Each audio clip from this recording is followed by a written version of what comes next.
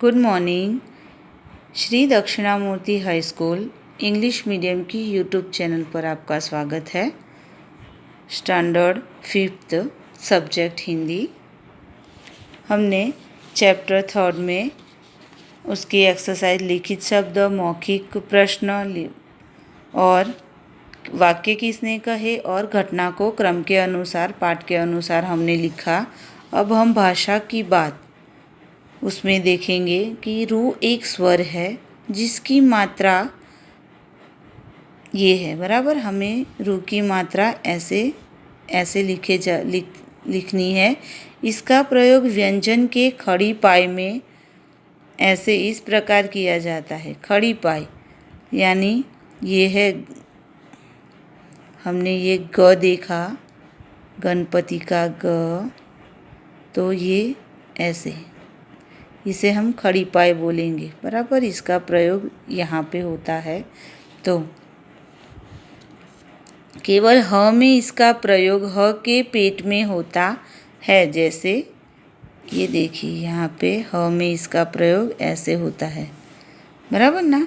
तो रू, ऋतु, स्वर, ऋषि, ऋण, रू की मात्रा कृष्ण, बराबर ना। ये यहाँ पे ये खड़ी पाई में ऐसे मात्रा इसकी लगाई जाएगी तो ये रू बोला जाएगा, बराबर ना।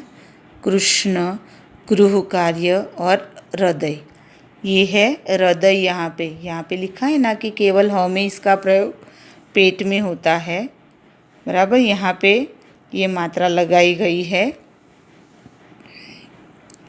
तो बोला, इसे लिखा गया है हृदय, लेकिन बोला क्या जाएगा? हृदय। र की मात्रा यहाँ पे बोली जाती है। अब ऐसे ही कुछ शब्द हमें यहाँ दिए गए हैं। आपको यहाँ पे रू की मात्रा लगानी है तो कृपा, पृथ्वी, नृप और तृण, बराबर। अगली एक्सरसाइज देखते हैं कि जो चित्र का नाम नहीं है उस पर रोंग का निशान हमें लगाना है। पहला चित्र है टीचर, गुरु। गुरु, शिक्षक और अध्यापक, ये तीनों एक ही इसके अर्थ हो गए। भ्राता वो अलग पड़ता है क्योंकि भ्राता यानी भाई। फिर दूसरा चित्र है घर का, तो घर, गृह, आलय और पाठशाला यानी स्कूल, तो ये तीन एक है शब्द, अर्थ उसके। दोस्त, सखा, साथी, बराबर, फ्रेंड्स के ये पर्यायवाची है। पिता यानी पापा, ये शब्द अलग पड़ेगा। और बेटा, पुत्र और सुत, ये तीन है। सन यानी पुत्र के समानार्थी, ये सूता है, वो शब्द यहाँ पे अलग पड़ेगा। हम अब आगे देखेंगे एक्सरसाइज नंबर 3। नीचे दिए गए वाक्यों को पढ़िए। गुरुजी कक्षा में गणित पढ़ा रहे थे। गोपाल सवालों को हल करने लगा। इन वाक्यों में आए रंगीन शब्द पुरुष जाति का ज्ञान कर रहे हैं। ये पुल्लिंग शब्द है। माँ खाना पका रही है। अंकिता पत्र लिख रही है। इन वाक्यों में आए रंगीन शब्द स्त्री जाति का ज्ञान करा रहे हैं।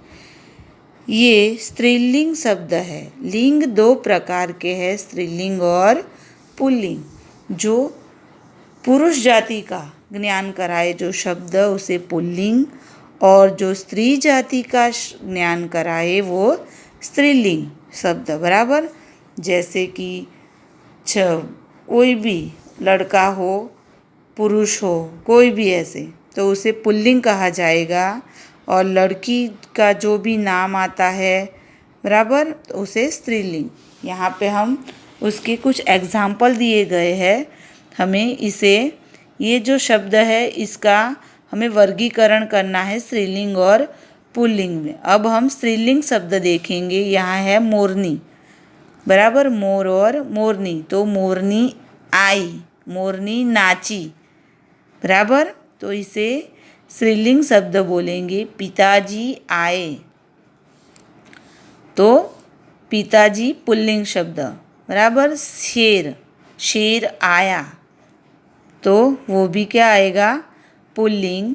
बेटी तो स्त्रीलिंग, बराबर ना।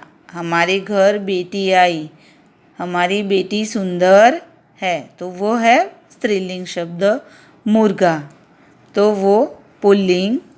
हथिनी, हाथी और हथिनी, हाथी स्त्री पुल्लिंग है और हथिनी वो जो है वो स्त्रीलिंग शब्द है। बालक, तो वो पुल्लिंग और बिल्ली वो स्त्रीलिंग शब्द, बराबर। तो हमने इसका वर्गीकरण स्त्रीलिंग और पुल्लिंग में किया। अब हम ये पाठ जो है ये व्याकरण का जो विभाग है वो अपनी टेक्स्ट बुक में पूरा करेंगे पहले और अपनी नोटबुक में इसे पूरा करेंगे, बराबर। और आपको जो ये कुछ करने की बात, नीचे भारत के स्वतंत्र सेनानी के चित्र है, उन्हें पहचानिए और उनके नाम लिखने हैं आपको। तो ये जो चित्र है आपको पहचानने हैं और अपने आप नाम लिखने हैं। और आपका होमवर्क भी मैं देती हूँ, ये ग्रामर आपको पहले करना है नोटबुक और टेक्स्ट बुक में। और ये जो गद्यांश दिया गया है जॉर्ज वॉशिंगटन, बराबर, उनकी जो ये उनके बारे में जो पैराग्राफ दिया गया है वो आपको पढ़ना है। और उसके नीचे जो ये प्रश्न दिए हैं उसके आंसर आपको अंदर ही टिक करने हैं अपनी टेक्स्ट बुक में ही, बराबर। तो ये आपका होमवर्क है।